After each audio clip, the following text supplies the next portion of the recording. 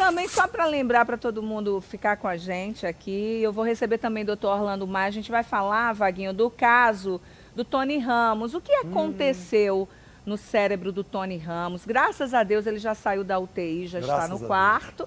Mas o doutor Orlando Maia vai estar aqui com a gente. Ele é neurocirurgião explicando tudo. O que é que acontece no caso como este, né? As pessoas querem saber, um dos maiores atores do Brasil, Tony amadíssimo, e a gente vai conversar sobre isso hoje, tá? Combinado, então. Bom programa. Obrigada, meu amor. Um beijo. Outro.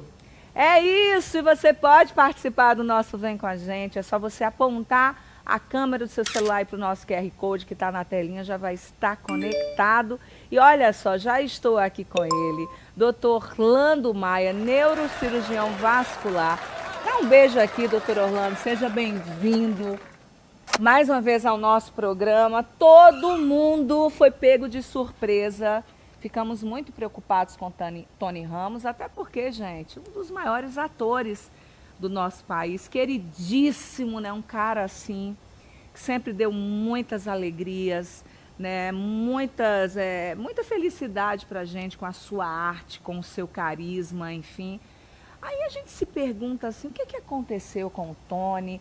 Que problema foi esse que deu no cérebro do Tony? O que ele teve, doutor? Então, é uma boa pergunta, até por conta de ser uma pessoa saudável, né, Gardênia? Exatamente. Uma pessoa saudável, e a gente mostra que nem sempre doenças, né, neurológicas ou neurocirúrgicas aparecem só em pessoas que têm algum tipo de doença, pressão alta ou diabetes, né? Então, assim, o que aconteceu com ele?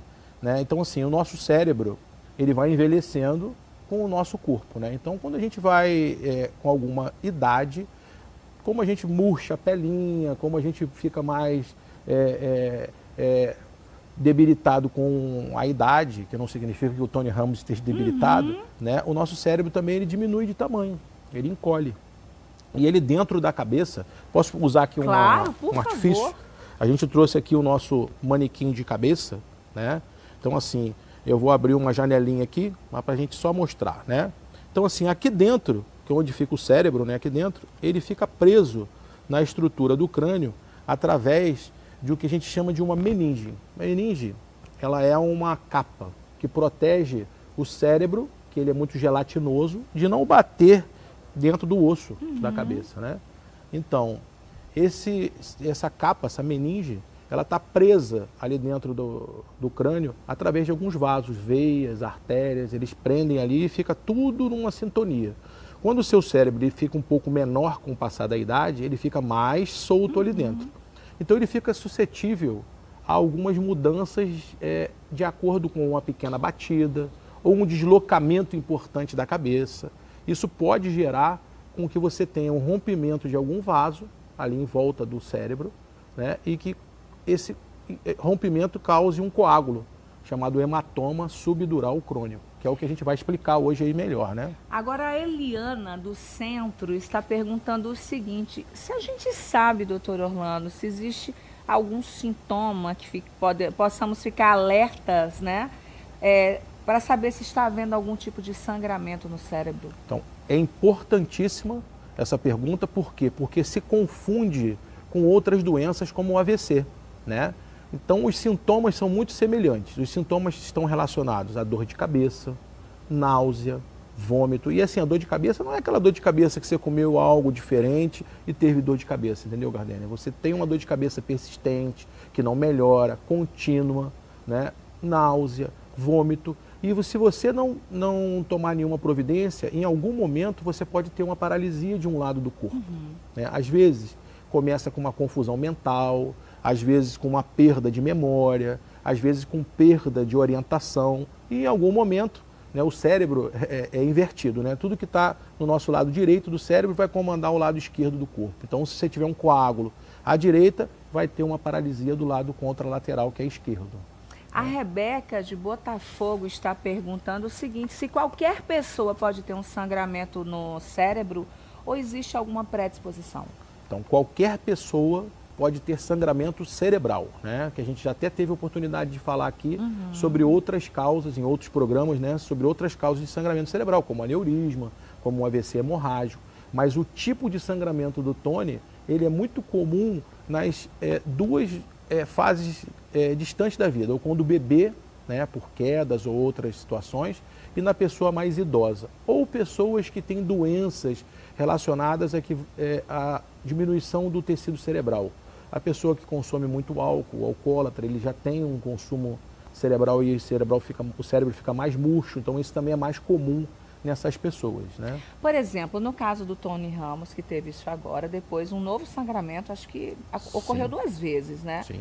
Ele pode vir a ter novamente, doutor? Como é que é a partir de agora, né? Como serão esses cuidados com a saúde cerebral do Tony?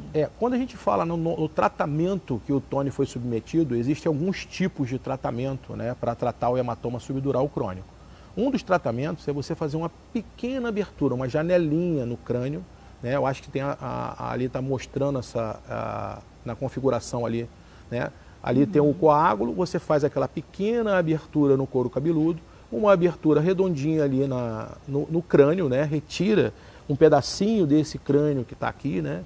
Aqui tirou um pedacinho, ali abriu e lavou e coloca aquele dreno. Para a gente evitar a recorrência, que o principal fator complicador dessa cirurgia, que é uma cirurgia que a gente considera como média complexidade na neurocirurgia, né? O principal complicador dela é a recorrência, você ter um novo hematoma. Por quê? Se o cérebro ele já é distante da caixa craniana, ele não ocupa o espaço dele. E aí fica ali um vazio, então você pode ter uma nova coleção. Então essa nova coleção, a maneira que a medicina inventou para tentar minimizar essa possibilidade de uma outra cirurgia ou de mais cirurgias, né, tem uma possibilidade de você com um catéter, que a gente também já mostrou aqui no programa em outra vez, para tratar o aneurisma, a gente vai lá dentro daquela arterinha que está causando o sangramento e a gente entope com uma cola cirúrgica. Então, vai mostrar ali também, depois ali é o dreno, né? É uma possibilidade de drenar e colocar esse dreno permanente, ali mostrou agora o dreno, e a outra possibilidade é o que está mostrando agora, é um catéter que entra pela virilha e a gente vai lá dentro daquele vaso da cabeça e entope ele com uma cola. Porque assim, essa é a principal possibilidade de complicação dessa doença, você ter recorrências desse hematoma, entendeu? Agora, depois da vida normal? Vida absolutamente normal. Essa cirurgia é uma cirurgia muito gratificante para o neurocirurgião e para o paciente, né? Porque assim, você muitas das vezes recebe a pessoa com uma dificuldade de fala, ou com uma dificuldade mental, com uma paralisia de um lado, que é por compressão, não é uma doença do próprio cérebro, é uma compressão do cérebro. Você limpa, retira aquilo tudo, o cérebro volta à sua função normal e a pessoa tem uma vida normal, consequentemente. A Amália do Flamengo, tá muita gente participando pelo nosso WhatsApp. A Amália do Flamengo está perguntando o seguinte: se existe dados, né, informações, se mulheres têm mais predisposição, homens têm mais predisposição ou não, ou depende, é relativo? Nas hemorragias cerebrais, sim. A gente já até falou isso aqui, né, que quando você tem aneurisma, AVC, é mais comum em mulheres. Mas no hematoma subdural crônico, que está relacionado muito mais a trauma, a pequenos traumas, porque tem uma curiosidade, Gardênia. Por que mais em mulheres, doutor? Vamos só recapitular, você até já explicou pra gente, isso. Mas por quê? Então, mais em mulheres por conta da situação hormonal. Se a gente for falar que as mulheres modernas, além do próprio hormônio feminino, com o uso da pílula, aumentou muito a situação hormonal, então elas são predispostas a ter mais aneurismas, a ter mais doenças cerebrovasculares, a terem mais coágulos. Então, assim, do ponto de vista estatístico, acaba que quando você pega as mulheres como um todo, elas são mais predispostas à situação cerebrovascular de um modo geral. Mas eu ia falar de uma curiosidade, né? Porque o hematoma subdural, existe um outro tipo de hematoma subdural, que é o hematoma subdural agudo, que é o hematoma subdural que ocorre por um acidente de alta energia. Esse é aquela história que você tem da pessoa que teve um acidente de carro, ou a pessoa que caiu de uma altura, ou a pessoa que caiu do cavalo, que teve uma história que daí bateu a cabeça e logo a pessoa entrou em coma, né? A pessoa teve uma situação grave. Naquela situação grave, é um rompimento de uma artéria que envolve também essa meninge, que envolve essa capa do cérebro, que gera essa compressão aguda do cérebro. E essa compressão é de maior tamanho e aguda, o cérebro não consegue, ali dentro da caixa craniana, né? Como o crânio aqui mostra, é uma caixa fechada, ele não consegue se adaptar àquilo e a pessoa entra em coma, né? É uma doença grave, cirúrgica de emergência, né? Agora, depois do intervalo, eu vou pedir para o doutor Orlando explicar para a gente se também dá em alguns jovens, porque temos visto alguns comentários assim, teve um óbito, né, por sangramento cerebral, AVC, enfim. Você vai explicar por que ultimamente temos ouvido tanto essa notícia? Voltamos ao vivo, nosso Vem com a Gente, são as super tardes da Band. Muito obrigada pela sua participação aqui no programa, inclusive você que está ligando a TV agora ou está acessando aí através das redes sociais, bom, seja bem-vindo. Você pode participar do nosso programa, tá? É só apontar a câmera do seu celular para o nosso QR Code que está na telinha, você pode perguntar. Inclusive, eu fui para o intervalo com uma pergunta para o doutor Orlando com relação aos jovens. Cada vez mais escutamos assim, um jovem sofreu um AVC. Um jovem teve um sangramento cerebral, teve uma dor de cabeça muito forte, passou mal, muitas vezes até vem a óbito. Por que que a gente tem escutado tanto isso, doutor?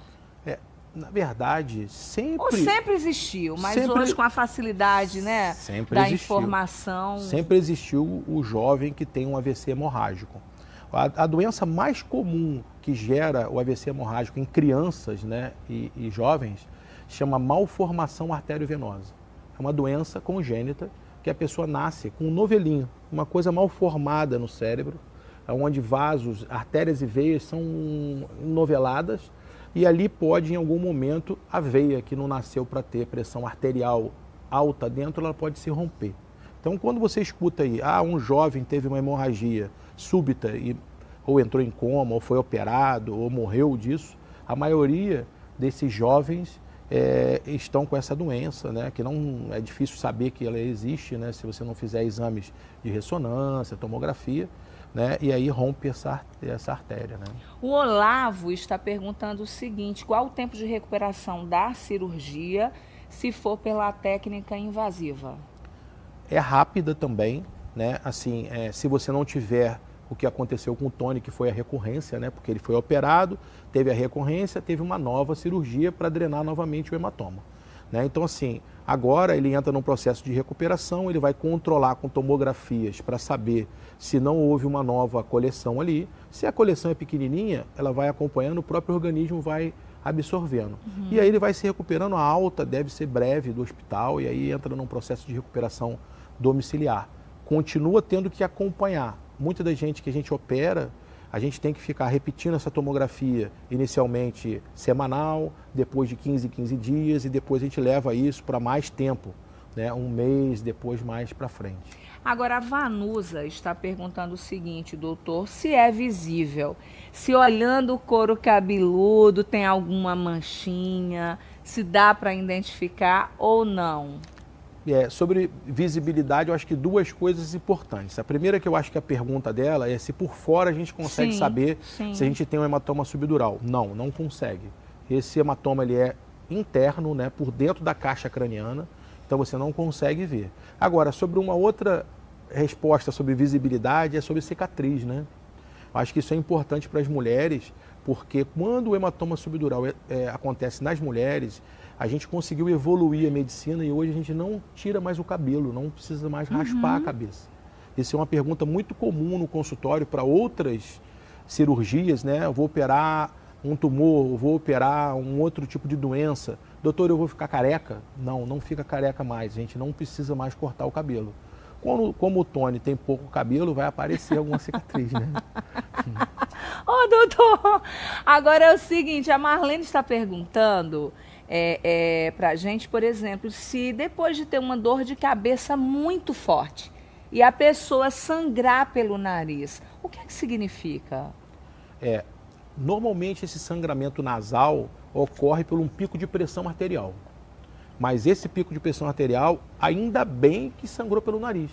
O nariz é como se fosse uma autodefesa do nosso organismo, né? Que para você ver a importância da cabeça e do cérebro. 30% de todo o sangue que sai do coração, ele vai para o cérebro, né? Se você imaginar que o cérebro tem em torno de 700, 800 gramas, né, recebe muita circulação. Então, a cabeça recebe uma circulação imensa, dada a importância, né, do cérebro. Então, assim, se a sua pressão sobe muito, a quantidade de sangue com pressão que chega na cabeça ela é muito grande. Então, como existe um ponto de fragilidade interno do nariz, então é comum você ter um sangramento nasal. E ainda bem, porque o segundo ponto de sangramento é no próprio cérebro, né? Então, assim, tem que ter muita atenção se você está tendo um sangramento nasal, porque isso pode ser que em algum momento, dormindo ou no momento, durante o dia, a sua pressão esteja acima do limite que o seu vaso aguenta, né? Então tem que fazer aqueles exames de 24 horas, medidas de rotina de pressão para saber. O Luiz Cláudio, de Volta Redonda, deixa eu mandar um beijo para todo mundo de Volta Redonda, sempre ligadinhos aqui no programa, enfim. Ele está dizendo o seguinte, doutor, que tomou um tombo, né? Foi atropelado, aliás, e caiu de uma altura alto, né? Sim. Alta. Enfim, e aí ficou com um galo na cabeça e a partir daí com muita dor de cabeça. O que é que ele deve fazer? Bom, primeiro a gente precisa saber se procurou logo de imediato o médico. Deve ter ido para o hospital, né? Se continua com as dores de cabeça, doutor, o que é que deve ser feito? Essas histórias, elas são sempre importantes para a gente ter uma orientação, né?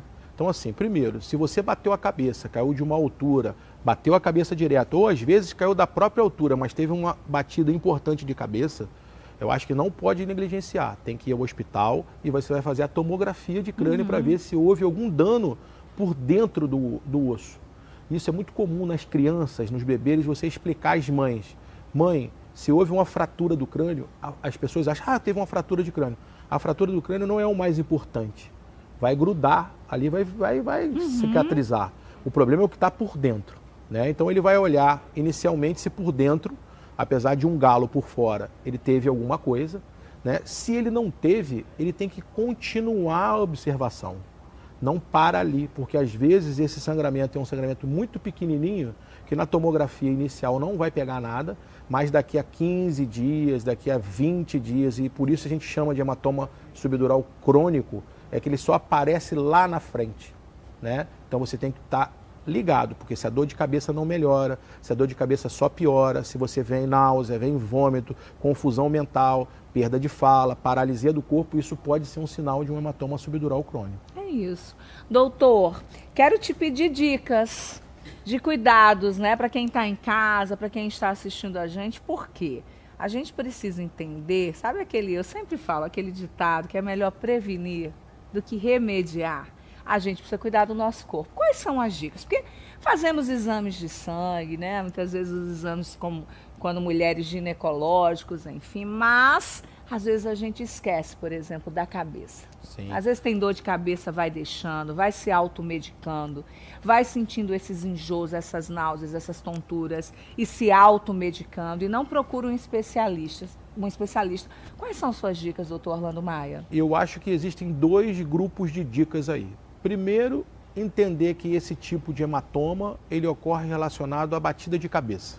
Então, se é batida de cabeça, a gente tem que imaginar assim, criança e idoso têm a maior chance de queda, a maior chance de bater cabeça, né? Então, a gente tem que proteger nossa casa para essa situação. Idoso tem que ter barra de segurança nos banheiros, para não escorregar no boxe, tirar coisas que você tropeça, um tapete, né? Aqueles tapetinhos que às vezes a gente organiza a casa mais, fica bonitinho, mas um tropeço pode bater em algum momento. As crianças, ter cuidado com as quinas, tudo isso. Eu acho que essa é uma linha de prevenção. E a outra linha de prevenção, que não é muito do hematoma subdural por batida de cabeça, é a prevenção de vida saudável para outros tipos de hemorragia, né? Controle da pressão arterial, cuidar das taxas de colesterol, cuidar das taxas de glicose, manter atividade física, boa alimentação, aquela que a gente já sabe que tem que fazer, mas que quando você é jovem, você fala assim,